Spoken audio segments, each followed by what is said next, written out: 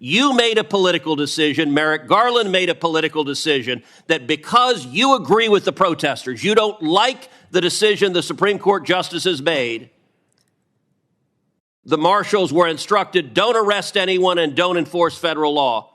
Thank you, Mr. Chairman. Ms. Monaco, welcome. Thank you. You have a very important job. You're the number 2 person in the Department of Justice. Every U.S. attorney reports to you. The U.S. Marshals report to you. You are responsible for day-to-day operations of the Department of Justice, and in particular, the criminal justice aspects of the Department of Justice. Is all of that correct? That's correct. It is unfortunate, Ms. Monaco, that as you look back over the last 2.5 years, this Department of Justice, I believe, has been the most partisan Department of Justice we've ever seen. And that is directly contrary to the mission of DOJ. DOJ is meant to be nonpartisan. It is meant to enforce the law, regardless of party. I had hopes that Merrick Garland would actually do that when he was confirmed. Those hopes have been shattered. You have been a loyal deputy standing alongside that partisan corruption of Department of Justice. You have been willing to devote massive resources to targeting individuals that are perceived to be political opponents of the White House. And you have been willing to devote zero resources to protecting individuals who are perceived to be political opponents of the White House. I want to ask you about a statute you've been asked about already, 18 U.S.C. 1507. You're familiar with this statute? Yes. It's a criminal statute that says whoever with the intent of influencing any judge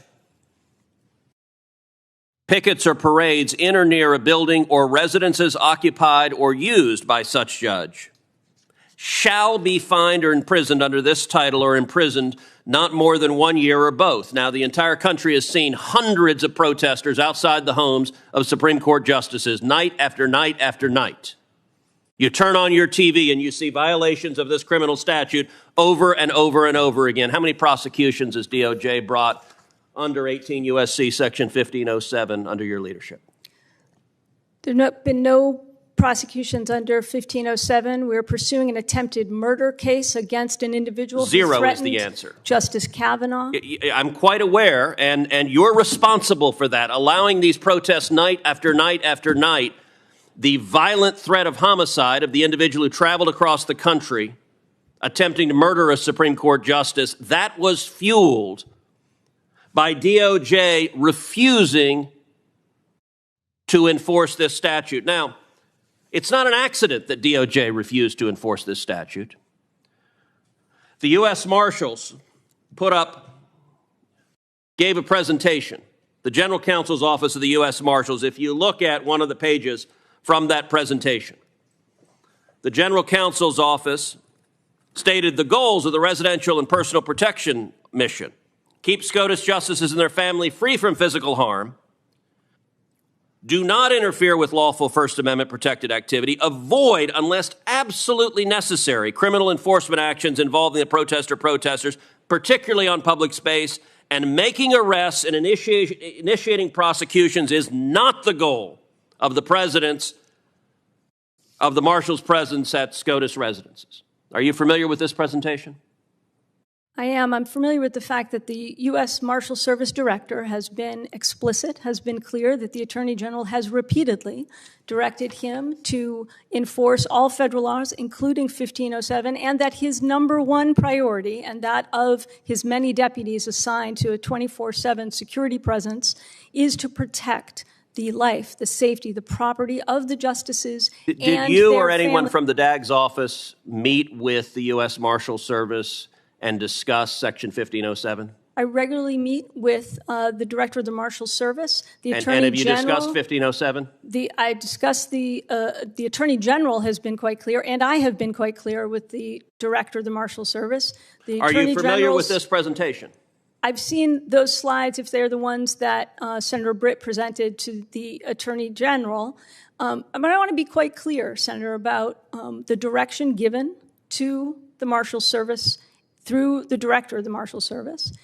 He has been clear that the Attorney General directed him repeatedly to enforce all federal laws, to make his number one priority. That is demonstrably false, because this is written instruction. Making arrests and initiating prosecution is not the goal.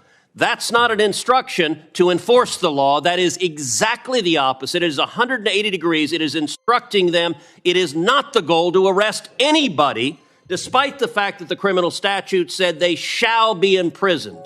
You made a political decision, Merrick Garland made a political decision, that because you agree with the protesters, you don't like the decision the Supreme Court justices made, the marshals were instructed, don't arrest anyone and don't enforce federal law.